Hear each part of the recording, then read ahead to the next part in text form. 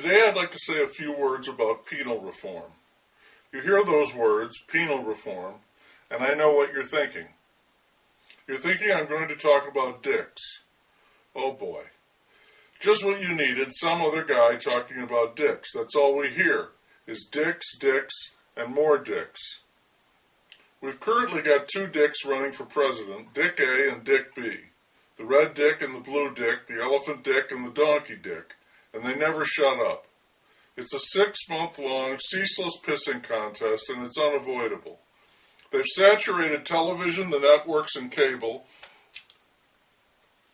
They're all choked with dicks, and they found a way to infect the internet with the dick virus, so they pop up everywhere you go. For the duration of this campaign, we're all living in their world, Dick City. And then there are all the ads that are going to give you a better dick, an improved dick, a super dick, and that's real penal reform. It's a big deal because you're stuck with a pasty little noodle, you've got ED, you can't get it up, or you were born with an inferior dick, you've got a limp dick, you're a softie in a hard-on world.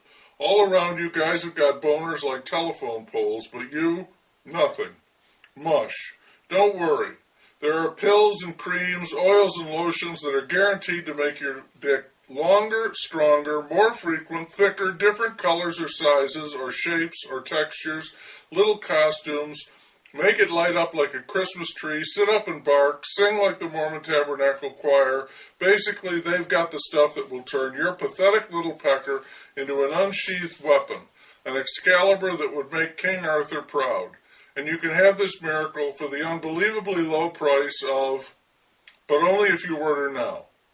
Go ahead and order, by all means, but that's not the kind of penal reform I want to discuss.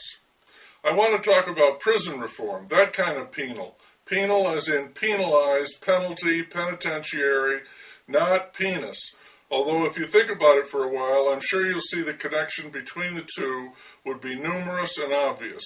Sooner or later, if you've got a penis, you're going to wind up in the joint. But here's the deal with penal reform. This is easier to fix than a limp dick. From now on, when you go to jail, whether it's overnight or for the rest of your life, you're going to pay for it. Simple as that. Someone can come up with a reasonable bill for room and board plus incidentals. Let's start it out at $100 a day. That's cheap. And from now on, every day you spend in jail, you pay the state $100. That's not complicated. And if you haven't got the money, then you start working. You work off what you owe. Janitorial work, work in the kitchen, field work, road crew, bring back the chain gang, whatever you can do. Maybe you've got a trade, a skill, carpentry, plumbing, car mechanic, or you can paint. Everyone can do something. We'll put a price on it, and you work off what you owe at $100 a day. If you refuse to pay your work, the state executes you immediately, and your relatives are charged for that $1,000. If you can't pay and you're incapacitated, you get someone to work for you, or the state executes you immediately for $1,000. The practice of slapping people into prison and having the state pay the tab is fundamentally flawed. It's stupid. Why should blameless citizens pick up the bill for other people's criminal behavior? It's not a difficult question to answer. They shouldn't. No reason on earth. From now on, you do the crime, you not only do the time, but you pay for it too. And if you want TV or better food, an upgrade on the bedding, that's available, but it's extra, and it will cost you. That's my take on penal reform. The dick's running for president, I can't do anything about that. That other thing, I sympathize, and I hope it works out for you.